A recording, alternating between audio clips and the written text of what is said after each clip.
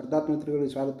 ಈಗಾಗಲೇ ನಿಮಗೆ ಹೇಳಿದ ಹಾಗೆ ಪೊಲೀಸ್ ಕಾನ್ಸ್ಟೇಬಲ್ಗೆ ಸಂಬಂಧಪಟ್ಟಂತಹ ಸಂಪೂರ್ಣವಾದಂತಹ ಭಾರತದ ಪರಿಚಯ, 28 ರಾಜ್ಯಗಳು, 8 ಕೇಂದ್ರಾಡಳಿತ ಬಗ್ಗೆ ಸಂಪೂರ್ಣವಾಗಿ ವಿವರಣೆ ಕೊಡ್ತಾ ಇದ್ದೀನಿ ಅಂತೇಳಿ ತರಗತಿ ಮಾಡ್ತಾ ಅಂತ ಹೇಳಿದ್ದೀನಿ. ಇದು ಪ್ರಾರಂಭ ಮೊದಲನೇ ತರಗತಿ. ಮೊದಲನೇ ತರಗತಿಯಲ್ಲಿ ಬೇಸಿಕ್ ನೋಡೋಣ, ಭಾರತ ಪರಿಚಯ ನೋಡೋಣ, ಆಮೇಲೆ ರಾಜ್ಯಗಳ ವಾರು 28 ರಾಜ್ಯಗಳ ಬಗ್ಗೆ ಪರಿಚಯ ಮತ್ತು 8 ಕೇಂದ್ರಾಡಳಿತ ಬಗ್ಗೆ ಸಂಪೂರ್ಣವಾದಂಥ ಪರಿಚಯನ ನೋಡ್ಕೊಂಡು ಹೋಗುವಂಥ ಈ ದಿನ ಮಾಡೋಂಥ ಸಂಪೂರ್ಣವಾಗಿ ಭಾರತ ಪರಿಚಯ ಅಂತ ಅಧ್ಯಯನ ಮಾಡುವಂಥ ಭಾರತದ ಪರಿಚಯ. ಇದು ಎಲ್ಲ ಪರೀಕ್ಷೆ ಹೆಲ್ಪ್ ಆಗುತ್ತೆ. ಈ ಕರ್ನಾಟಕ ಸರ್ಕಾರ ನಡೆಸುವಂಥ KS ಇರ್ಬೋದು, FD, SDA ಮತ್ತು ಕೇಂದ್ರ ಸರ್ಕಾರ ನಡೆಸುವಂಥ ಪರೀಕ್ಷೆಗಳು ಇರ್ಬೋದು, KSET ಇರ್ಬೋದು, ಎಲ್ಲ ರೀತಿಯ ಪ್ರಶ್ನೆಗೆ ಸಂಬಂಧಪಟ್ಟಂಥ ಇದು PDF ಇದೀಗ ನಿಮ್ಗೆ ಟೆಲಿಗ್ರಾಮ್ ಚಾನಲಲ್ಲಿ ಸಿಗ್ತದೆ. ನಾನು ಟೆಲಿಗ್ರಾಮ್ ಚಾನಲ್ ಕೊಟ್ಟಿರ್ತೀನಿ SS ಅಕಾಡೆಮಿ ಅಂತೇಳಿ ಟೆಲಿಗ್ರಾಮ್ ಚಾನಲ್ ನೇಮ್ ಐತಿ. ಲಿಂಕನ್ನು ಸಹ ನಿಮ್ಗೆ ತೆಳಗಡೆ ಕೊಟ್ಟಿರ್ತೀನಿ. ನೀವು ಕ್ಲಿಕ್ ಮಾಡಿದ್ರೆ SS academy Telegram channel open ಆಗುತ್ತೆ. ಈ PDF ಅನ್ನು ನೀವು ಸಂಪೂರ್ಣವಾಗಿ ಫ್ರೀಯಾಗಿ ಅಧ್ಯಯನವನ್ನು ಮಾಡ್ಬೋದು. ನೆಕ್ಸ್ಟ್ ನೋಡೋಣ, ಈ ಭಾರತದ ಸಂಪೂರ್ಣ ಪರಿಚಯ ಅಂದರೆ ಭಾರತದ ಮೇಲೆ ಬೇಸಿಕ್ ನೋಡೋಣ. ಭಾರತ ಯಾವ ಖಂಡದಲ್ಲಿ ಬರ್ತೈತಿ, ಭಾರತ ವಿಸ್ತೀರ್ಣ ಎಷ್ಟು, ಇದೆಲ್ಲ ಬೇಸಿಕ್ ಈ ಕ್ಲಾಸ್ನಲ್ಲಿ ನೋಡೋಣ. ಯಾವುದೇ ಪರೀಕ್ಷೆ ಇರಲಿ ಭಾರತದ ಮೇಲೆ ಕಂಪಲ್ಸರಿ ಕೇಳ್ತಾನೆ. ಭೌಗೋಳಿಕ ಏನೇನು ಭಾರತದಲ್ಲಿ ಭೌಗೋಳಿಕ ಜಿಯೋಗ್ರಫಿಕಲ್ ಬ್ಯಾಕ್ಗ್ರೌಂಡ್ ಏನು ಕೇಳ್ತಾನೆ. ಜಾಗತಿಕ ಸ್ಥಾನ ಅಂದರೆ ಎಷ್ಟನೇ ಯಾವ ಖಂಡದಲ್ಲಿ ಬರುತ್ತಾ, ಭಾರತವು ಏಷ್ಯಾ ಖಂಡದ ದಕ್ಷಿಣ ಭಾಗದಲ್ಲಿ ಕಂಡುಬರ್ತೈತಿ. ಭಾರತವು ಏಷ್ಯಾ ಖಂಡದ ದಕ್ಷಿಣ ಭಾಗದಲ್ಲಿ. ಖಂಡಗಳ ಸಂಖ್ಯೆ 7 ಅಂತ ಹೇಳ್ತೀವಿ. 7 ಖಂಡಗಳು. 7 ಖಂಡಗಳಲ್ಲಿ ಏಷ್ಯಾ ಖಂಡನೂ ಸಹ ಒಂದು. ಏಷ್ಯಾ ಖಂಡದ ದಕ್ಷಿಣ ಭಾಗದಲ್ಲಿ ಭಾರತ ಕಂಡುಬರ್ತೈತಿ. ಇದು ಸಂಪೂರ್ಣವಾಗಿ ಉತ್ತರ ಮತ್ತು ಪೂರ್ವ ಗೋಳಾರ್ಧದಲ್ಲಿ ಕಂಡುಬರ್ತೈತಿ. ಉತ್ತರ ಮತ್ತು ಪೂರ್ವ ಗೋಳಾರ್ಧದಲ್ಲಿ ಭಾರತ ಏನು ಮಾಡ್ತೈತಿ, ಕಂಡುಬರ್ತೈತಿ. ನೆಕ್ಸ್ಟ್ ಅಕ್ಷಾಂಶ ಮತ್ತು ರೇಖಾಂಶ. ಈಗ ನಿಮ್ಗೆ ಜಿಯೋಗ್ರಫಿಕಲ್ ಕ್ಲಾಸ್ ಹೇಳೋತ್ನ ಕೇಳಿರ್ತೀರಿ, ಅಕ್ಷಾಂಶ ಅಂದ್ರೇನು, ರೇಖಾಂಶ ಅಂದ್ರೇನು. ಹಾಗಾದ್ರೆ ಅಕ್ಷಾಂಶ ಎಲ್ಲಿವರೆಗೆ 8.4 ರಿಂದ 37.6 ಉತ್ತರ ಅಕ್ಷಾಂಶದ ಹರಡಿಕೊಂಡೈತಿ. ರೇಖಾಂಶ 68 ಪೂರ್ವದಿಂದ 97.25 ಪೂರ್ವ ರೇಖಾಂಶದವರೆಗೆ ಭಾರತವು ಈ ಭಾಗದಲ್ಲಿ ಕಂಡುಬರ್ತದೆ. ಭಾರತದ ಒಟ್ಟು ವಿಸ್ತೀರ್ಣ ಎಷ್ಟು ಅಂತ ನೋಡಿದಾಗ 32,87,263 ಚದರ ಕಿಲೋಮೀಟರ್. 32,87,263 ಚದರ ಕಿಲೋಮೀಟರ್. ಇಂಪಾರ್ಟೆಂಟ್ ಇದು. ಇದರ ಮೇಲೆ ಕೇಳ್ಬೋದು. ಅಥವಾ ಅಕ್ಷಾಂಶ ಎಲ್ಲಿಂದ ಎಲ್ಲಿವರೆಗೆ, ಉತ್ತರ ಅಕ್ಷಾಂಶ ಎಲ್ಲಿಂದ ಎಲ್ಲಿಗೆ ಹರಡಿಕೊಂಡಿದೆ ಅಂತ ಕೇಳ್ಬೋದು. ಅಥವಾ ಪೂರ್ವ ರೇಖಾಂಶ ಎಲ್ಲಿಂದ ಎಲ್ಲಿವರೆಗೆ ಭಾರತ ಕಂಡುಬರ್ತದೆ ಅಂತ ಕೇಳ್ಬೋದು. ಭಾರತವು ಯಾವ ಖಂಡದ ಯಾವ ಭಾಗದಲ್ಲಿ ಮತ್ತು ಯಾವ ಗೋಳದಲ್ಲಿ ಕಂಡುಬರ್ತದೆ ಅಂತ ಕೇಳ್ಬೋದು. ಯಾವ ರೀತಿ ಪ್ರಶ್ನೆಗಳು ಬಂದರೂ ಸಹ ನೀವು ಉತ್ತರಿಸುವ ರೀತಿಯಲ್ಲಿ ಈ ತರಗತಿ ಇರ್ತದೆ. ನೆಕ್ಸ್ಟ್ ಇದು ವಿಸ್ತೀರ್ಣದಲ್ಲಿ ಎಷ್ಟನೇ ಸ್ಥಾನ. ನೀವು ಒಟ್ಟು ವಿಸ್ತೀರ್ಣ ಎಷ್ಟು ನೋಡಿದ್ವಿ, 32,87,263 ಚದರ ಕಿಲೋಮೀಟರ್ ನೋಡಿದ್ವಿ. ಹಾಗಾದರೆ ಜಾಗತಿಕ ವಿಸ್ತೀರ್ಣ ಸ್ಥಾನದಲ್ಲಿ ಭಾರತದ ಎಷ್ಟನೇ ಸ್ಥಾನ. ಜಾಗತಿಕ ವಿಸ್ತೀರ್ಣ ಸ್ಥಾನದಲ್ಲಿ ಭಾರತದ ಸ್ಥಾನ ಎಷ್ಟಂದ್ರೆ 7ನೇ ಅತಿ ದೊಡ್ಡ ದೇಶ. ಜಾಗತಿಕ ವಿಸ್ತೀರ್ಣದಲ್ಲಿ 7ನೇ ದೊಡ್ಡ ದೇಶ. ಪ್ರಥಮ ದೇಶ ಅಂತ ನಿಮ್ಗೆ ಉದಾಹರಣೆ ರಷ್ಯಾ ದೇಶ ಮೊದಲ ಸ್ಥಾನದಲ್ಲಿ ಇದೆ, ನೆನಪಿರಲಿ.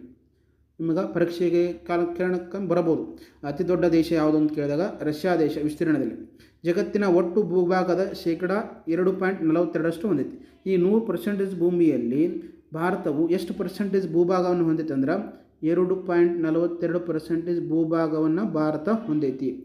ಎಷ್ಟು ಉಳಿದಂಥ ರಾಷ್ಟ್ರಗಳಿಗೆ ಹೋಲಿಸಿದರೆ. ಇದೆಲ್ಲವೂ ಬೇಸಿಕ್ ಸ್ಟ್ರಕ್ಚರ್ ಅಂದರೆ ಭೌಗೋಳಿಕವಾಗಿ ಫಿಸಿಕಲ್ ಜಿಯೋಗ್ರಫಿ ನೋಡ್ತೀವಿ.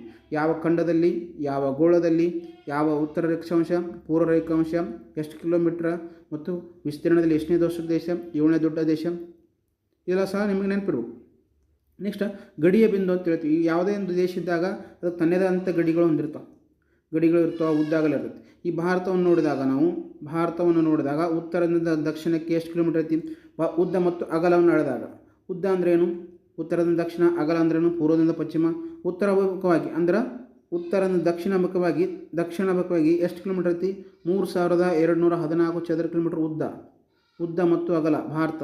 ಈ ಮ್ಯಾಪನ್ನು ಹೇಳ್ತೀವಿ ನಾವು. ಈ ಎಳೆದಾಗ ಉದ್ದ ಮತ್ತು ಅಗಲ ಉತ್ತರದಿಂದ ದಕ್ಷಿಣವರೆಗೆ 3,214 ಕಿಲೋಮೀಟರ್ ಉದ್ದಿದ್ರ ಅಗಲ 2,933 ಚದರ ಅಗಲವಿದೆ.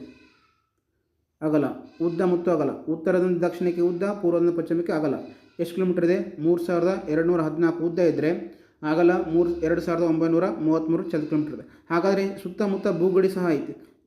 3 ಕಡೆ ನೀರಿಂದ ಸುತ್ತುವರೆದರೂ ಸಹ ಈ ಭಾಗ ಮತ್ತು ಈ ಭಾಗ ಸಹ ನೀರಿದ್ದರೂ ಸಹ ಒಂದು ಕಡೆ ಈ ಭಾರತವನ್ನು ಗಮನಿಸಿದಾಗ ಈ ಭಾಗ ಮತ್ತು ಈ ಭಾಗದಲ್ಲಿ ನೀರು ಬರ್ತದೆ.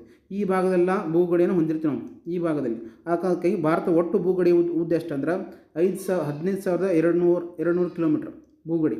ಭಾರತದ ಒಟ್ಟು ಭೂಗಡಿ ಉದ್ದ ಅಂದ್ರೆ 15,200 ಕಿಲೋಮೀಟರ್ ಭೂಗಡಿಯನ್ನು ಹೊಂದಿದೆ. ಅತಿ ಹೆಚ್ಚು ಭೂಗಡಿನ ಯಾವ ದೇಶದೊಂದಿಗೆ ಹೊಂದೈತೆ ಅಂದ್ರೆ ಬಾಂಗ್ಲಾದೇಶದೊಂದಿಗೆ ಹೊಂದಿದೆ. ಎಷ್ಟಂದ್ರೆ 4096 ಕಿಲೋಮೀಟ್ರ್. 4096 ಕಿಲೋಮೀಟ್ರ್ ಬಾಂಗ್ಲಾದೇಶದ ಅತಿ ಹೆಚ್ಚು ಭೂಗಡಿಯನ್ನು ಹೊಂದಿವೆ. ನಿಮಗೆ ಎಕ್ಸಾಮಲ್ಲಿ ಕೇಳ್ತಾನೆ ಯಾವ ದೇಶದ ಜೊತೆಗೆ ಅತಿ ಹೆಚ್ಚು ಭೂಗಡಿಯನ್ನು ಹೊಂದೈತಿ, ಅಥವಾ ಕೆಲವೊಂದು ಬಾರಿ ಅಂಕಿ ಸಂಖ್ಯೆಯನ್ನು ಕೇಳ್ತಾನೆ. ಎಷ್ಟು ಕಿಲೋಮೀಟ್ರ್ ನಾವು ಬಾಂಗ್ಲಾದೇಶದೊಂದಿಗೆ ಭೂಗಡಿಯನ್ನು ಹಂಚಿಕೊಂಡಿದ್ದೇವೆ? ಎಷ್ಟು ಕಿಲೋಮೀಟ್ರ್? 4096 ಕಿಲೋಮೀಟ್ರಷ್ಟು ಭೂಗಡಿಯನ್ನು ಹಂಚಿಕೊಂಡಿದ್ದೇವೆ. ಅತಿ ಹೆಚ್ಚು ಭೂಗಡಿಯನ್ನು ಹೊಂದಿರುವ ದೇಶದ. ಅತಿ ಕಡಿಮೆ ಯಾವ ದೇಶದೊಂದಿಗೆ ಹೊಂದಿವೆ ಅಂದ್ರೆ ಅಫ್ಘಾನಿಸ್ತಾನದೊಂದಿಗೆ. ಎಷ್ಟು ಕಿಲೋಮೀಟ್ರ್ ಅಂದ್ರೆ 106 ಕಿಲೋಮೀಟ್ರ್ ಅಚ್ಚೆ ನಾವು ಭೂಗಡಿಯನ್ನು ಅಫ್ಘಾನಿಸ್ತಾನದೊಂದಿಗೆ ಹಂಚಿಕೊಂಡಿದ್ದೀವಿ.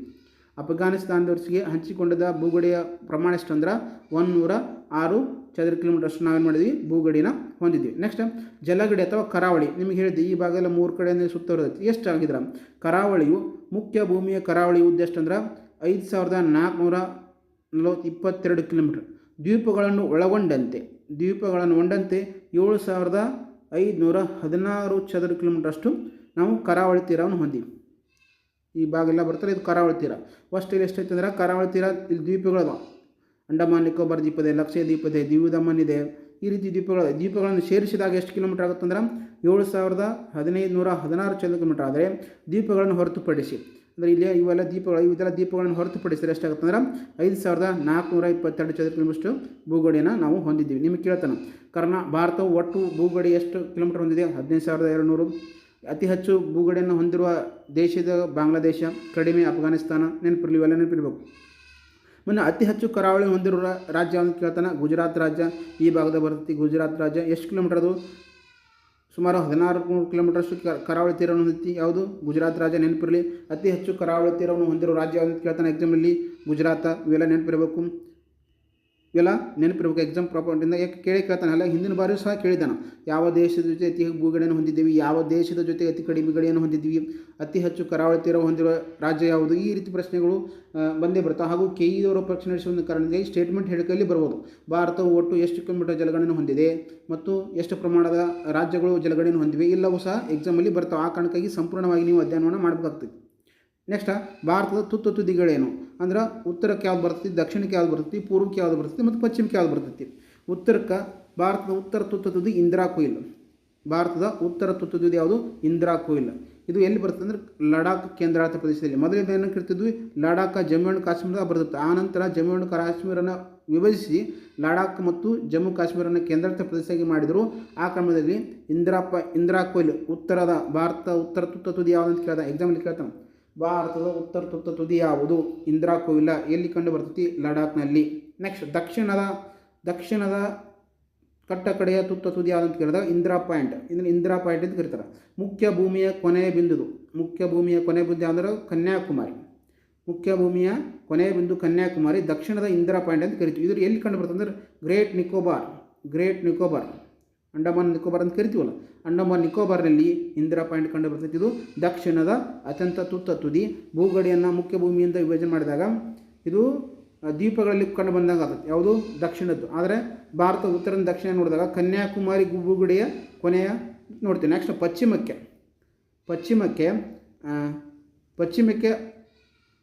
ಈ ಉತ್ತರ ದಕ್ಷಿಣ ನೋಡ್ತೀವಿ. ಈ ಭಾಗದಲ್ಲಿ ಗುಜರಾತ್ ರಾಜ್ಯ ಕಂಡು ಬರುತ್ತೆ. ಈ ಗುಜರಾತ್ ರಾಜ್ಯದ ಗಹರ್ ಮೋತಿ ಎಂಬುದು ತುತ್ತ ತುದಿ. ಯಾವುದು? ಪಶ್ಚಿಮದ್ದು.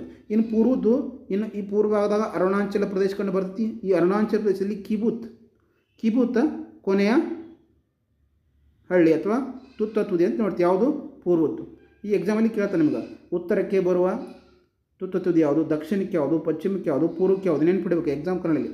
ಉತ್ತರಕ್ಕೆ ಇಂದಿರಾ ಕೊಯ್ಲ್, ದಕ್ಷಿಣಕ್ಕೆ ಇಂದಿರಾ ಪಾಯಿಂಟ್, ಪಶ್ಚಿಮಕ್ಕೆ ಮೆಹರ್ಗರ್, ಪೂರ್ವಕ್ಕೆ ಕಿಬೂತ. ಮತ್ತು ಈ ಯಾವ ರಾಜ್ಯಗಳಲ್ಲಿ ಮತ್ತು ಯಾವ ಕೇಂದ್ರಾಡಳಿತ ಪ್ರದೇಶದಲ್ಲಿ ಕಂಡು ಬರ್ತಾವೆ ಅಂತ ಕೇಳ್ತಾನೆ. ಉತ್ತರದ್ದು ಲಡಾಖ್ ಕೇಂದ್ರಾಡಳಿತ ಪ್ರದೇಶದಲ್ಲಿ ಕಂಡು ಬಂದ್ರೆ, ದಕ್ಷಿಣದ್ದು ಸಹ ಗ್ರೇಟ್ ನಿಕೋಬಾರ್ ದ್ವೀಪಗಳಲ್ಲಿ ಕಂಡು ಬರ್ತದೆ. ಪಶ್ಚಿಮದ್ದು ಗುಜರಾತ್, ಪೂರ್ವದ್ದು ಅರುಣಾಚಲ ಪ್ರದೇಶ. ಈ ನೆರೆಹೊರೆಗಳ ಜೊತೆಗೆ ಭೂಗಡಿಯನ್ನು ಹೊಂದ್ಕೊಂಡಿವಿ ನಾವು. ಈಗ ಈ ಭೂಗಡಿಯನ್ನು ಹೊಂದ್ಕೊಂಡಿವಿ ಅಂದರೆ ಯಾವ ದೇಶದ ಜೊತೆಗೆ ನಾವು ಭೂಗಡಿಯನ್ನು ಹಂಚಿಕೊಂಡಿದ್ವಿ. ನಾವು ಇಲ್ಲಿ 9 ದೇಶಗಳೊಂದಿಗೆ ನಾವು ಗಡಿಯನ್ನು ಹಂಚಿಕೊಂಡಿದ್ದೇವೆ. 9 ದೇಶಗಳೊಂದಿಗೆ ನಾವು ಗಡಿಯನ್ನು ಹಂಚಿಕೊಂಡಿದ್ದೀವಿ. ನಿಮಗೆ ಎಕ್ಸಾಮಲ್ಲಿ ಕೇಳ್ತಾನೆ ಎಷ್ಟು ರಾಷ್ಟ್ರಗಳ ಜೊತೆಗೆ ಭಾರತವು ಗಡಿಯನ್ನು ಹಂಚಿಕೊಂಡಿದೆ ಅಂತ ಕೇಳ್ತಾನೆ. ನೆನಪಿರಲಿ, 9 ರಾಷ್ಟ್ರಗಳ ಜೊತೆಗೆ ಭಾರತವು ಗಡಿಯನ್ನು ಹಂಚಿಕೊಂಡಿದೆ. ಅದರಲ್ಲಿ ಭೂಗಡಿ ಮತ್ತು ಜಲಗಡಿನ 2 ಮಾಡ್ತಾನೆ. ಭೂಗಡಿ ಮತ್ತು ಜಲಗಡಿ ಅಂತೇಳಿ.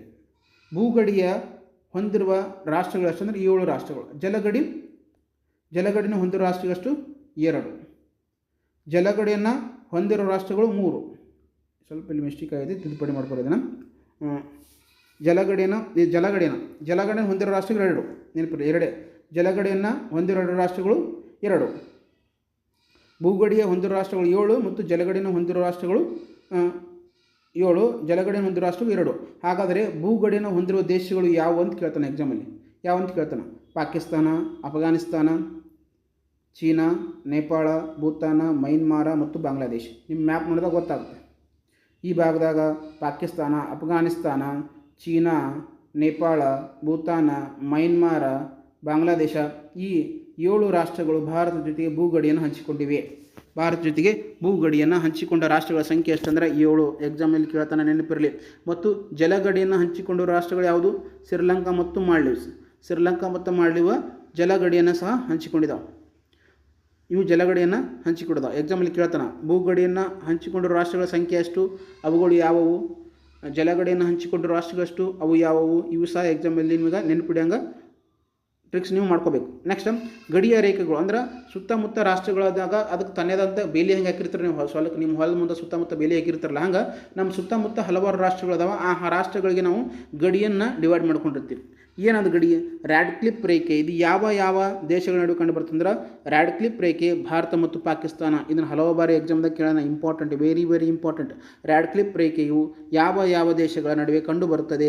ಪಾಕಿಸ್ತಾನ ಮತ್ತು ಭಾರತದ ಗಡಿ ರೇಖೆಯಾಗಿದ್ದು ರ್ಯಾಡ್ಕ್ಲಿಫ್ ಇದನ್ನು ಭಾರತ ಮತ್ತು ಪಾಕಿಸ್ತಾನದ ನಡುವೆ ಗಡಿ ರೇಖೆಯಾಗಿ ವಿಭಜನೆ ಮಾಡಿದ್ದಾರೆ. ನೆಕ್ಸ್ಟ್, ಚೀನಾ ಮತ್ತು ಭಾರತ ನಡುವೆ ಮ್ಯಾಕ್ ಮೋಹನ್ ರೇಖೆ ಇದು ಭಾರತ ಮತ್ತು ಚೀನಾ ನಡುವೆ ಕಂಡುಬರುವಂಥ ಒಂದು ಗಡಿ ರೇಖೆಯಾಗಿದೆ.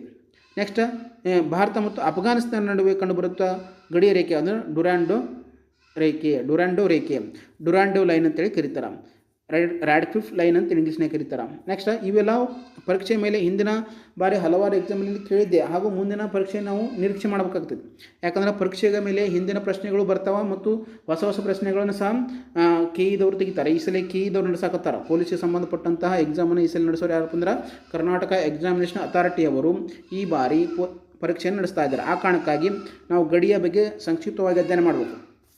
ನಿಮಗೆ ಕೇಳ್ತಾನೆ, ಈ 3 ಗಡಿಯ ರಾಷ್ಟ್ರಗಳು ಕೊಟ್ಟು ಇದರ ಮೇಲಿನಲ್ಲಿ ಯಾವುದು ಅಂತ ಕೊಟ್ಟಿರ್ತಾನೆ. ಎಲಿಮಿನೇಷನ್ ಆಧಾರದ ಮೇಲೆ ನೀವು ಐಡೆಂಟಿಫೈನ ನೀವು ಮಾಡಬೇಕು. ನೆಕ್ಸ್ಟ್, ಇನ್ನು ಪ್ರಮುಖ ರೇಖಾಂಶಗಳು ಯಾವುವು ಮತ್ತು ಪ್ರಮುಖ ಅಕ್ಷಾಂಶಗಳು ಯಾವುವು? ಭಾರತದ್ದು ಪ್ರಮುಖ ಅಕ್ಷಾಂಶಗಳು ಏನಾಗ್ತವೆ?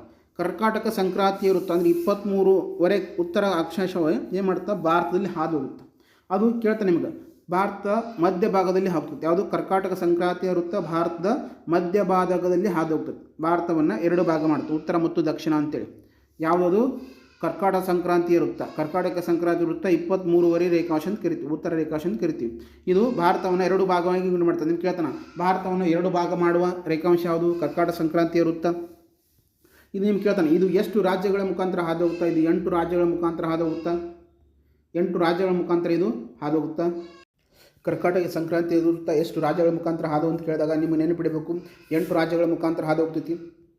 ಈ ಭಾರತವನ್ನು ಏನು ಮಾಡ್ತಾರೆ, ಈ ಡಿವೈಡ್ ಮಾಡ್ತಾರೆ, ಈ ರೀತಿ ಹಾದೋಗುತ್ತೆ. 8 ರಾಜ್ಯಗಳ ಮುಖಾಂತರ ಕರ್ಕಾಟಕ ಸಂಕ್ರಾಂತಿ ವೃತ್ತ ಅಥವಾ ಉತ್ತರ ಅಕ್ಷಾಂಶ 8 ರಾಜ್ಯಗಳ ಮುಖಾಂತರ ಹಾದು ಹೋಗ್ತೈತಿ.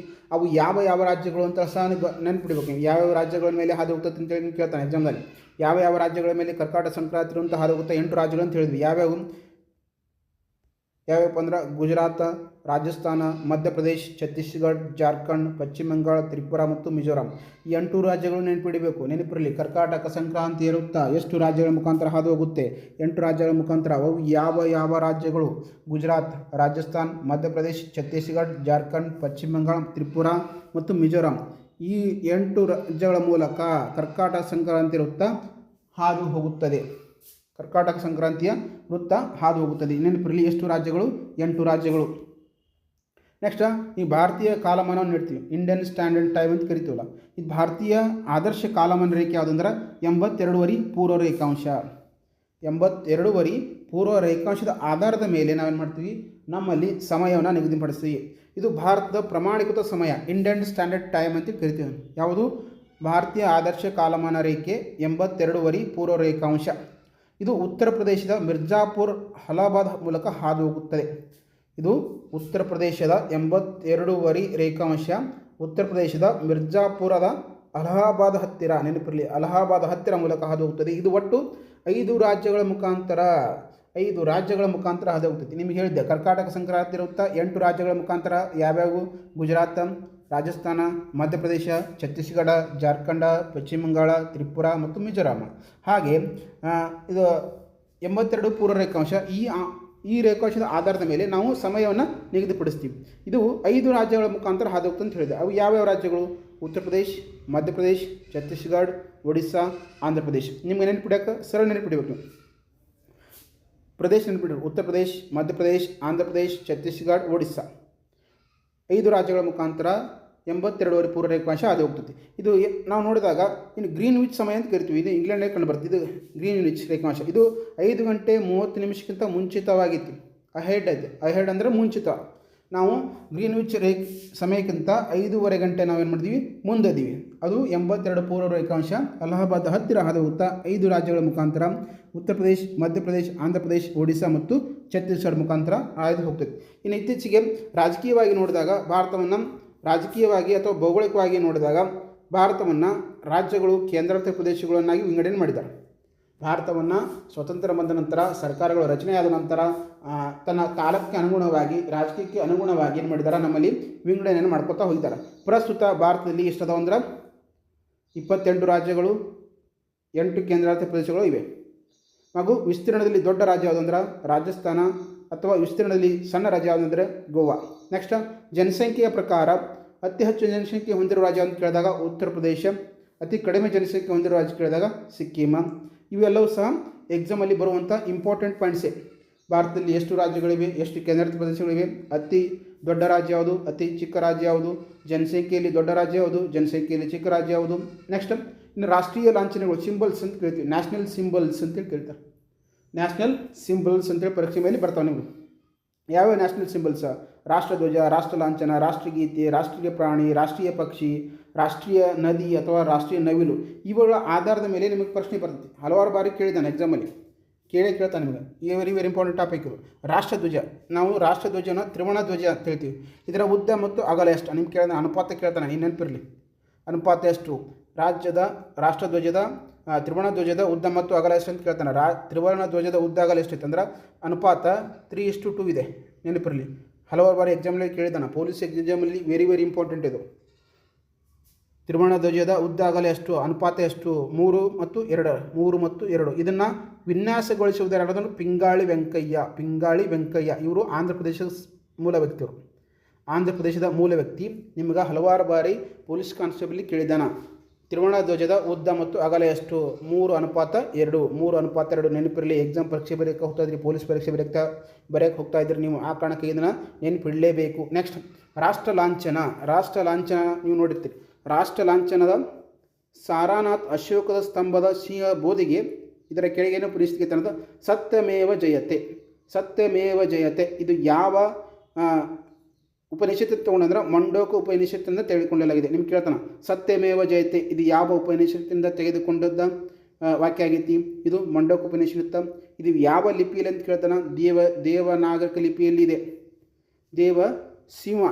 ರಾಷ್ಟ್ರೀಯ ಲಾಂಛನ ಯಾವುದಂದ್ರೆ ಸಿಂಹ, 4 ಮುಖಗಳ ಸಿಂಹ. ಈ ಸಿಂಹದ ಕೆಳಗಡೆ ಮುಂಡಕ ಉಪನಿಷತ್ತಲ್ಲಿ ಬರೆದಂತಹ ಸತ್ಯಮೇವ ಜಯತೆಯನ್ನು ಲೈನಲ್ಲಿ ಬರೆದಿರ್ತಾರೆ. ಇದು ಯಾವ ಲಿಪಿಯಲ್ಲಿ ಇರ್ತೈತೆ ಅಂದ್ರೆ ದೇವನಾಗರಿಕ ಲಿಪಿಯಲ್ಲಿ ಇರ್ತೈತಿ. ಇನ್ನು ರಾಷ್ಟ್ರಗೀತೆ ನಮ್ಮ ದೇಶದ ರಾಷ್ಟ್ರಗೀತೆ ಯಾವುದು?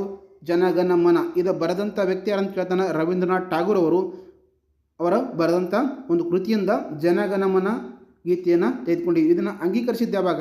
ಜನಗಣಮನ ಗೀತೆಯನ್ನು ನಮ್ಮ ದೇಶದ ರಾಷ್ಟ್ರೀಯ ಗೀತೆ ಅಂತೇಳಿ ಅಂಗೀಕರಿಸಿದ್ದ ಯಾವಾಗ ಅಂತ ಕೇಳಿದಾಗ ಜನವರಿ 24, 1950 ಅಂಗೀಕರಿಸಲಾಯಿತು. ಜನವರಿ 24, 1950 ರವೀಂದ್ರನಾಥ್ ಠಾಗೂರ್ ಅವರು ಬರೆದಂತಹ ಜನಗಣಮನ ಗೀತೆಯನ್ನು ಜನವರಿ 24, 1950 ರಾಷ್ಟ್ರಗೀತೆ ಎಂದು ಪರಿಗಣಿಸಲ್ಪಟ್ಟಿತು. ಇದನ್ನು ಹಾಡಕ್ಕೆ ಎಷ್ಟು ನಿಮಿಷ ತೆಗೆದುಕೊಳ್ತಾರೆ? ಇದನ್ನು ಹಾಡಲು ತೆಗೆದುಕೊಳ್ಳುವ ಸಮಯ 52 ಸೆಕೆಂಡ್ಗಳು. 52 ಸೆಕೆಂಡ್ಗಳಲ್ಲಿ ನಮ್ಮ ದೇಶದ ರಾಷ್ಟ್ರಗೀತೆಯನ್ನು ಹಾಡ್ತಾರೆ. ನಿಮ್ಗೆ ಕೇಳ್ತಾನೆ, ರಾಷ್ಟ್ರಗೀತೆಯನ್ನು ಬರೆದವರು ಯಾರು? ರಾಷ್ಟ್ರಗೀತೆಯನ್ನು ಅಂಗೀಕರಿಸಿಕೊಂಡ ವರ್ಷ ಯಾವುದು? ಅದನ್ನು ಹಾಡಕ್ಕೆ ತೆಗೆದುಕೊಳ್ಳುವ ಅವಧಿ ಯಾವುದು? ಮತ್ತು ಅದು ಯಾವ ಭಾಷೆಯಲ್ಲಿ ಐತಿ? ರಾಷ್ಟ್ರೀಯ ಗೀತೆ ಬೆಂಗಾಳಿ ಭಾಷೆಯಲ್ಲಿ ಐತಿ. ನೆನಪಿರಲಿ, ಬೆಂಗಾಳಿ ಭಾಷೆಯಲ್ಲಿ ಐತಿ.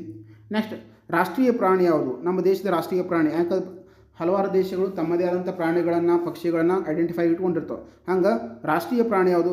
ಭಾರತದ ರಾಷ್ಟ್ರೀಯ ಪ್ರಾಣಿ ಯಾವುದಪ್ಪ ಅಂದ್ರೆ royal Bengal tiger. Royal Bengal tiger ಇದಕ್ಕೆ ವೈಜ್ಞಾನಿಕ ಹೆಸರು ಪ್ಯಾಥ್ರಸ್ ಟೈಗ್ರಿಸ್ ಅಂತ ಕರಿತೀವಿ. ಪ್ಯಾಥರ್ ಟೈಗ್ರಿಸ್ ವೈಜ್ಞಾನಿಕ ಹೆಸರು ಪ್ಯಾಥರ್ ಟೈಗ್ರಿಸ್. ರಾಷ್ಟ್ರೀಯ ಪ್ರಾಣಿ ನ್ಯಾಷನಲ್ ಆ್ಯನಿಮಲ್ ಇಂಡಿಯನ್ ನ್ಯಾಷನಲ್ ಯಾವುದು ಅಂದರೆ royal Bengal tiger. Bengal tiger. ಪಕ್ಷಿ ಪಕ್ಷಿ ಯಾವುದು ಅಂತ ಕೇಳಿದಾಗ ನವಿಲು. ಇದನ್ನು ಪಾವೋ ಕ್ರಿಸ್ಟಾಫ್ ಅಂತ ಕರೀತಾರೆ ಇಂಗ್ಲೀಷ್ನಾಗ, ಪಾವೋ ಕ್ರಿಸ್ಟಾಟ್. ಇನ್ನು ರಾಷ್ಟ್ರೀಯ ನದಿ ಅಂತೇಳಿ ಯಾವ ನದಿಯನ್ನು ಘೋಷಣೆ ಮಾಡಿದೆ ಅಂದ್ರೆ ಗಂಗಾ ನದಿಯನ್ನು 2008ರಿಂದ ರಾಷ್ಟ್ರೀಯ ನದಿ ಎಂದು ಘೋಷಣೆಯಾಯಿತು. ರಾಷ್ಟ್ರೀಯ ನದಿ ಅಂತ ಕೇಳ್ತಾನೆ. ಭಾರತ ದೇಶದ ರಾಷ್ಟ್ರೀಯ ನದಿ ಯಾವುದು ಕೇಳ್ತಾನೆ. Very important. ನೆನಪು ಕೇಳ್ರಿ. ಸಿಂಬಲ್ಸ್ ಮೇಲೆ, ನ್ಯಾಷನಲ್ ಸಿಂಬಲ್ಸ್ ಮೇಲೆ, ರಾಷ್ಟ್ರೀಯ ಚಿಹ್ನೆಗಳ ಆಧಾರದ ಮೇಲೆ, ರಾಷ್ಟ್ರ ಧ್ವಜದ ಆಧಾರದ ಮೇಲೆ, ರಾಷ್ಟ್ರ ಲಾಂಛನದ ಆಧಾರದ ಮೇಲೆ, ರಾಷ್ಟ್ರ ಗೀತೆಯ ಆಧಾರದ ಮೇಲೆ, ರಾಷ್ಟ್ರೀಯ ಪ್ರಾಣಿ ಆಧಾರದ ಮೇಲೆ, ರಾಷ್ಟ್ರೀಯ ಪಕ್ಷಿ ಆಧಾರದ ಮೇಲೆ, ರಾಷ್ಟ್ರೀಯ ನದಿ ಆಧಾರದ ಮೇಲೆ ಒಂದು ಪ್ರಶ್ನೆ ಬಂದೇ ಬರ್ತೈತಿ ಎಕ್ಸಾಮ್ ಕಾರಣದಿಂದಾಗಿ. ಆ ಕಾರಣಕ್ಕಾಗಿ ಸಂಪೂರ್ಣವಾಗಿ ನೀವು ತರಗತಿಯನ್ನು ನೋಡ್ಕೋಬೇಕು. ಇದು 360 ಡಿಗ್ರಿಯಲ್ಲಿ ಹೇಳ್ತಾ ಇದ್ದೀನಿ. ನಿಮಗೆ ಆಗಲೇ ಹೇಳಿದ್ದೇನೆ ಸಂಪೂರ್ಣವಾದಂಥದ್ದು. ಭಾರತ ರಾಜ್ಯವಾರು ಪರಿಚಯ ಮಾಡಿಕೊಡ್ತೀನಿ ನಿಮಗೆ. ಇದು ಕೇವಲ ಭಾರತದ ಬೇಸಿಕ್ ಪರಿಚಯ. ಭಾರತದ ಉದ್ದ ಎಷ್ಟು, ಉತ್ತರದಿಂದ ದಕ್ಷಿಣಕ್ಕೆ, ಪೂರ್ವದಿಂದ ಪಶ್ಚಿಮಕ್ಕೆ ಎಷ್ಟು ದೇಶಗಳ ಜೊತೆಗೆ ಭೂಗಡೆಯನ್ನು ಹಂಚಿಕೊಂಡಿದೆ, ಜಲಗಡೆಯನ್ನು ಹಂಚಿಕೊಂಡಿದೆ, ಕರ್ನಾಟಕ ಸಂಕ್ರಾಂತ ಎಷ್ಟು ರಾಜ್ಯಗಳ ಜೊತೆಗೆ ಹಾದು ಹೋಗುತ್ತದೆ, 82 ಪೂರ್ವ ರೇಖಾಂಶ ಯಾವ ರಾಜ್ಯದಿಂದ ಯಾವ ರಾಜ್ಯಕ್ಕೆ ಹಾದು ಹೋಗ್ತದೆ, ಇವೆಲ್ಲವೂ ಸಹ ಬೇಸಿಕ್ಸ್ ಈ ಕ್ಲಾಸ್ ಇದು. ಇನ್ನು ರಾಜ್ಯಗಳ ಬಾರು 28 ರಾಜ್ಯಗಳು, 8 ಕೇಂದ್ರಾಡಳಿತ ಪ್ರದೇಶಗಳು, ಸಂಪೂರ್ಣವಾಗಿ ಇವರನ್ನೇನು ಕ್ಲಾಸ್ ಮಾಡಿಕೊಡ್ತೀನಿ ನಿಮ್ಗೆ. ಅದ್ರ ಬಗ್ಗೆ ನೀವು ವಿಚಾರ ಮಾಡೋಕ್ಕೋಗ್ಬೇಡ್ರಿ. ಇದು ಸಂಪೂರ್ಣವಾದಂತಹ ನಿಮ್ಗೆ ಸಂಪೂರ್ಣವಾದ ನೋಟ್ಸ್ ಸಿಗುತ್ತಿದ್ದವು. ಸಂಪೂರ್ಣವಾದಂಥ ನಿಮ್ಗೆ ಹೇಳಿದ್ದೀನಿ 99 ರೂಪೀಸ್ಗೆ, ಕೇವಲ 99 ರೂಪೀಸ್ಗೆ ಈ ನೋಟ್ಸ್ ಕೊಡ್ತಾ ಇದ್ದೀನಿ ನಿಮ್ಗೆ. ಸಂಪೂರ್ಣವಾದಂಥ ಭಾರತದ ಸಂಪೂರ್ಣ ಪರಿಚಯ ಬೇಸಿಕ್ ಹಿಡ್ಕೊಂಡು 28 ರಾಜ್ಯಗಳು ಮತ್ತು 8 ಕೇಂದ್ರಾಡಳಿತ ಪ್ರದೇಶಗಳು ಕುರಿತು ಸಂಪೂರ್ಣವಾದಂತಹ PDF ನೋಟ್ಸ ನಿಮ್ಗೆ ಮಾಡಿಕೊಡ್ತಾ ಇದ್ದೀನಿ. ನೀವು ನನ್ನ ನಂಬರ್ಗೆ ಕಾಂಟ್ಯಾಕ್ಟ್ ಮಾಡಿದ್ರೆ, ಈ ನಂಬರ್ಗೆ ನೀವು ಏನಾದರೂ ನನಗೆ ಮೆಸೇಜ್ ಮಾಡಿದ್ರೆ ನಿಮ್ಗೆ PDF ಬಂದು ತಲುಪ್ತೈತಿ. 99 ರೂಪೀಸ್ ಕೇವಲ ಸಂಪೂರ್ಣವಾದಂಥ PDF. 28 ರಾಜ್ಯಗಳು, 8 ಕೇಂದ್ರಾಡಳಿತ ಪ್ರದೇಶ ಕುರಿತು ಸಂಪೂರ್ಣವಾಗಿದ್ದು, ಅಲ್ಲಿ ಬರುವಂಥ ರಾಜಕೀಯ ವ್ಯವಸ್ಥೆ ಹೇಗಿದೆ, ಭೌಗೋಳಿಕ ಐತಿಹಾಸಿಕ ಸ್ಥಳಗಳು ಎಲ್ಲವೂ ಕುರಿತು ಒಂದೊಂದು ಒಂದು PDF ಇದು. ಎಲ್ಲ ವಿದ್ಯಾರ್ಥಿಗಳು ಅನುಕೂಲ ಆಗಲಿಕ್ಕೆ ಕೇವಲ 99 ರೂಪೀಸ್ಗೆ ಈ PDF ಕೊಡ್ತಾ ಇದ್ದೀನಿ. ಆ ಕಾರಣಕ್ಕಾಗಿ ಯಾರಾದರೂ ವಿದ್ಯಾರ್ಥಿಗಳು ಈ PDF ಅನ್ನು ತೆಗೆದುಕೊಳ್ಳುವ ಆಸಕ್ತಿ ಇದ್ದರೆ ನನ್ನ ನಂಬರ್ಗೆ ಕಾಂಟ್ಯಾಕ್ಟ್ ಮಾಡಿ, ನಿಮಗೆ PDF ಕಳಿಸ್ಕೊಡ್ತೀನಿ. ಹಾಗಾಗಿ ಈ ಪೊಲೀಸ್ ಕಾನ್ಸ್ಟೇಬಲ್ಗೆ ಓದುತ್ತಿರುವಂತಹ ಸ್ಪರ್ಧಾರ್ಥಿಗಳು ಹಲವಾರು ರೀತಿಯ ನೋಟ್ಸ್ಗಳನ್ನು ಅಧ್ಯಯನ ಮಾಡ್ತೀರಿ. ನಿಮ್ಮ ಪರೀಕ್ಷೆಯ ದೃಷ್ಟಿಯಿಂದ ಕೆಲವು ಮಹತ್ವ ನೋಟ್ಸ್ಗಳು ಇರ್ತಾವೆ.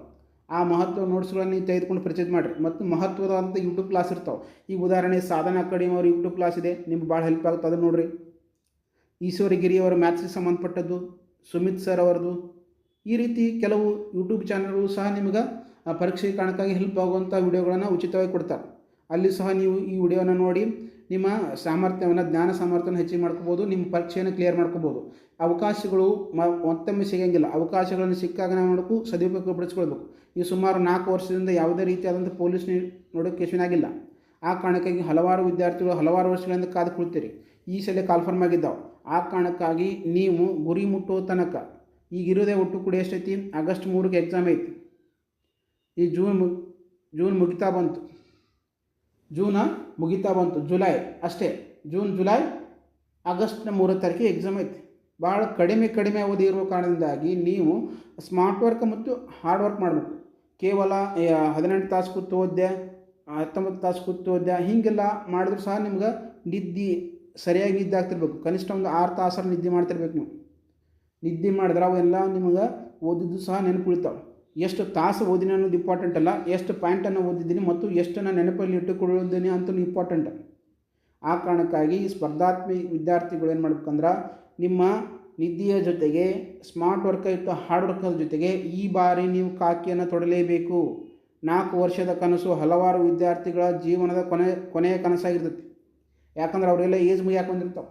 ಆದರೂ 5 ವರ್ಷ ಏಜ್ ಸಡಿಲಿಕ್ಕೆ ಕೊಟ್ಟಿದ್ದಾರೆ ರಾಜ್ಯ ಸರ್ಕಾರ. ಆ ಕಾರಣಕ್ಕಾಗಿ ವಿದ್ಯಾರ್ಥಿಗಳು ಈ ಬಾರಿ ಏನು ಪೊಲೀಸ್ ಕಾನ್ಸ್ಟೇಬಲ್ ಆಗ್ಬೇಕಂತೇಳಿ ಹಠವನ್ನು ತೊಟ್ಟಿರ್ತಾರಲ್ಲ, ನೀವೆಲ್ಲರೂ ಸಹ ನಿಮಗೆ ಸರಿಯಾಗಿ ಸ್ಟಡಿ ಮಾಡಿದ್ರೆ ನೀವು ಈ ಬಾರಿ ಕಾಕಿಯನ್ನು ತೊಡ್ತೀರಿ. ಇದೇ ರೀತಿಯ ಪ್ರಚಲಿತ ಘಟನೆಗಳನ್ನು ಸಂಪರ್ಕಿಸಿ ಅಥವಾ ನೋಟ್ಸ್ GK ನೋಟ್ಸಿಗೆ ಸಂಪರ್ಕಿಸಿ ಅಥವಾ ಸೈನ್ಸ್ಗೆ ನೋಟ್ಸ್ಗೆ ಸಂಬಂಧಪಟ್ಟಂಥ ಸಂಪೂರ್ಣವಾದಂಥ ನೋಟ್ಸ್ಗಳು ನನ್ನಲ್ಲಿ ಅವೈಲೇಬಲ್.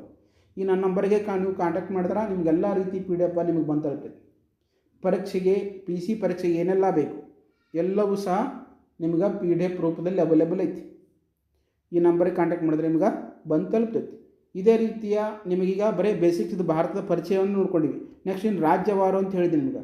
ಈಗ 28 ರಾಜ್ಯಗಳಲ್ಲಿ ಮೊಟ್ಟ ಮೊದಲನೇ ರಾಜ್ಯ ಯಾವುದು ಅಂತೇಳಿ ಅಧ್ಯಯನ ನೋಡಿದಾಗ ಕರ್ನಾಟಕ ರಾಜ್ಯದ ಕುರಿತು ಅಧ್ಯಯನ ಮಾಡುತ್ತೆ. ಯಾಕಂದ್ರೆ ನಮ್ಮ ರಾಜ್ಯದ ಮೇಲಿಂದನೇ ಕೆಲವು ಪ್ರಶ್ನೆಗಳು ಬರ್ತಾವೆ. ಯಾಕಂದ್ರೆ ಕರ್ನಾಟಕ ಸರ್ಕಾರ ಪೊಲೀಸ್ ಪರೀಕ್ಷೆ ನಡೆಸುವ ಕಾರಣದಿಂದಾಗಿ ಕರ್ನಾಟಕ ಅತಿ ಹೆಚ್ಚು ಮಹತ್ವವನ್ನು ಕೊಟ್ಟಿರ್ತಾರೆ.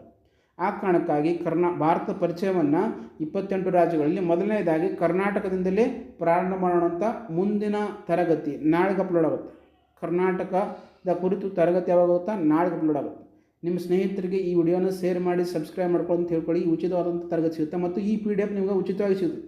ಯಾವುದು? ಭಾರತದ ಪರಿಚಯ ಅಷ್ಟೇ. ಮತ್ತು 28 ರಾಜ್ಯಗಳು 8 ಕೇಂದ್ರಾಡಳಿತ ಪ್ರದೇಶದ ಕುರಿತು 99 ರೂಪಾಯಿ ಐತಿ ಇದಕ್ಕೆ.